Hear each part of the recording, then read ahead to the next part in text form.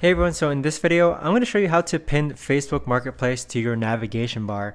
So this is going to be particularly useful for individuals who basically just want to go ahead and make it so that they can easily open up their Facebook Marketplace. And so this video is going to be short, quick, and straight to the point, but let's go on and get started. Now what we're first going to do is hop onto our Facebook app, which looks like this right here, and go ahead and open it. Now once you're on this page here, you're going to see already icons here actually pinned to your Facebook profile.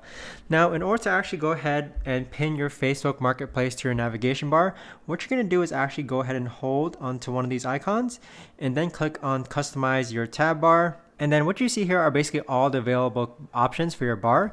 Here we have the Facebook Marketplace hidden, so go ahead and click on that toggle menu and then click on pin. Now with that pin, you'll see that the Marketplace option is now pinned to my navigation bar. So this is the best and easiest way that I found to actually go ahead and pin your Facebook Marketplace to your navigation bar. If you know of a better or easier way to actually do this, let me know in the comments down below. Thanks so much for watching, and I'll see you guys all in the next video.